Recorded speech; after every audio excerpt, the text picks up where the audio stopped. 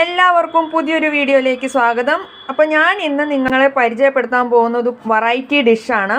ഇതിൻ്റെ പേരാണ് പൈനാപ്പിൾ സസം. അപ്പോൾ അതിനു വേണ്ടി ഞാൻ എടുത്തിരിക്കുന്നത് അര പൈനാപ്പിളാണ്. അത് കഷ്ണിച്ച് അര ഗ്ലാസ് വെള്ളത്തിൽ വേവിച്ചെടുത്തതാണ് ഈ കഷ്ണങ്ങൾ, പൈനാപ്പിൾ കഷ്ണം. പിന്നെ ഇത് 1/4 മുറി തേങ്ങ, പിന്നെ 2 പച്ചമുളക്. അപ്പോൾ ഇതിനി എങ്ങനെയാണ് പൈനാപ്പിൾ സസം ഉണ്ടാക്കുന്നതെന്ന് നോക്കാം. ആദ്യം ഇവിടെ തേങ്ങയും പച്ചമുളകും അരച്ചെടുക്കണം. ഇതിൽ ഞാൻ വെള്ളം ചേർക്കാതെയാണ് അരച്ചെടുക്കുന്നത്. ഇങ്ങനെ അരച്ചതിന് ശേഷം ഇതിലേക്ക് നേരത്തെ വേവിച്ച് വെച്ച പൈനാപ്പിൾ കഷ്ണങ്ങൾ ചേർക്കുക.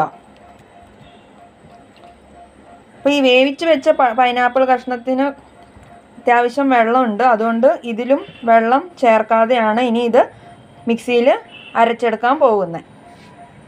ഇതിപ്പോൾ അരച്ച് കഴിഞ്ഞു. ഇതിന് ശേഷം നമ്മൾ ഇതിലേക്ക് ചേർക്കേണ്ടത് ശകലം ഉപ്പ് കൂടി പോവാൻ പാടില്ല. ഞാൻ ശകലമേ എടുത്തിട്ടുള്ളൂ. ഉപ്പ് ചേർക്കുക. പിന്നെ 1 ടേബിൾ സ്പൂണ് പഞ്ചസാര ഇതിൽ ചേർക്കുക. ശേഷം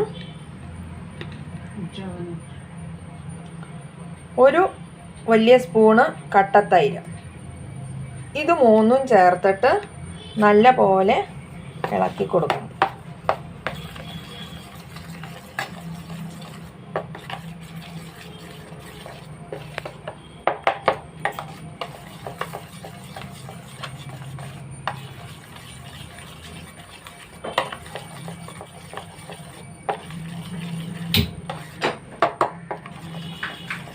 പഞ്ചസാര നല്ലപോലെ മിക്സ് ആവുന്ന വരെ ഇത് ഇളക്കി കൊടുക്കണം.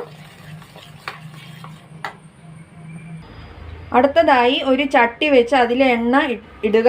അത് ഇപ്പോൾ ചൂടായി വന്നിട്ടുണ്ട്. അതിന് ശേഷം ഇതിലേക്ക് കുറച്ച് കടുക്, കുറച്ച് ജീരകം,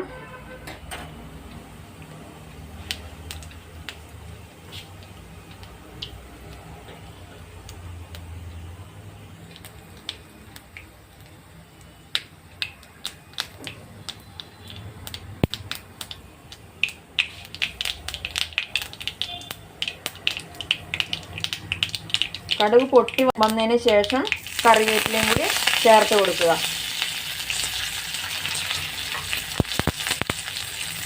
നല്ലപോലെ ഇളക്കി കൊടുക്കുക.